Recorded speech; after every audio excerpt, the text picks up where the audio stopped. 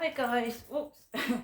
Hi guys, my name is Crystal. Welcome to my YouTube channel, Hidden in Plain Sight.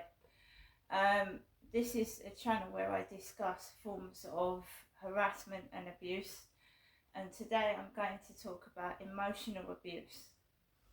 Okay?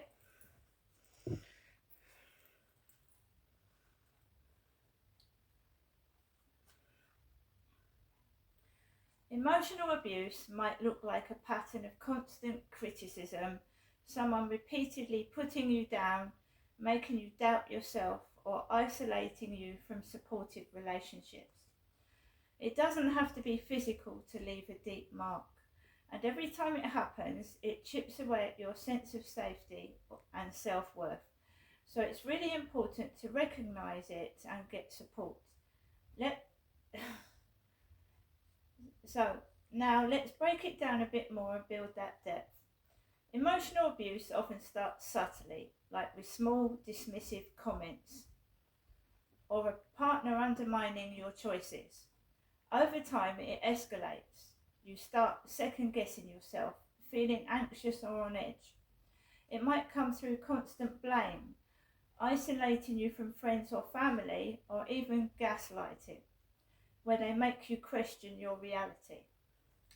As it wears on, it can leave you feeling powerless, like you're walking on eggshells. So emotional abuse for me is constant put downs. You're fat, you're ugly, you're not good enough. What are you doing that for? I can do that better than you.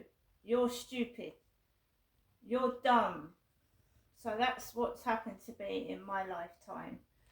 And also, it does make you feel horrible. So emotional abuse can take a lot of forms. For instance, constant put downs, which I've explained to you, like being told you're never good enough, and it wears you down. Another example is gaslighting, when someone denies things they said or does, making you doubt your memory. Oh, I'm sure you said that. No, I didn't. Yes, you did. No, I didn't. It could also be isolating you from loved ones, like restricting who you talk to or making you feel guilty for spending time away from them. And often it's paired with unpredictability, like one minute being praised and the next being belittled. So one minute they're all over you, the next you're useless. So it leaves you constantly off balance. One big effect of emotional abuse is that it erodes a person's sense of self-worth. Over time, someone being emotionally abused might second guess their decisions, feel trapped in a cycle of self-doubt, or even develop anxiety or depression. It can also make people believe they're isolated, like no one else would understand. So they withdraw from social support, which makes it even harder to break free. These impacts are real, even if the abuse isn't visible, and that recognising it is the first step towards healing and finding support. So, emotional abuse. I was in a domestic violence relationship for several years, and they don't like you talking to other people. They want you to come to them. They want to control you. They don't want you to go to anybody else. I had a partner that didn't even like me opening the front door to anybody. They would go to the front door and open it themselves. What do you want to answer the door for? So I just felt like, what the hell? I can't even open the front door. And yeah, being called names, and I'm used to that everywhere. I mean, TikTok was a prime example of where I have suffered emotional abuse.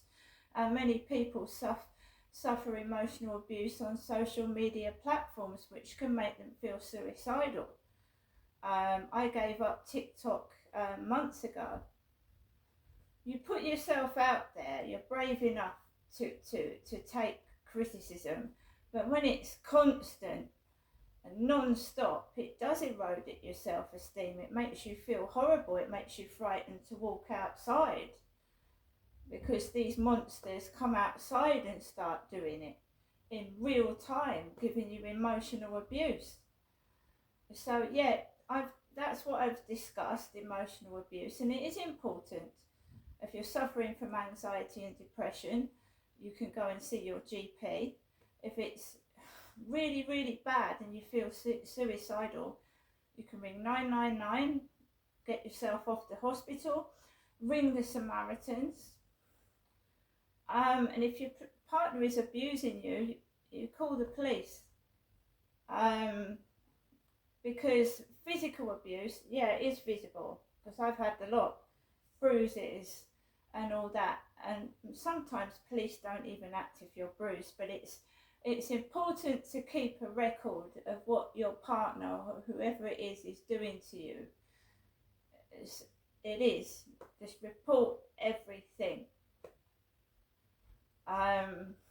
It's one of the horriblest forms of abuse, being belittled, put down and called names. See you later.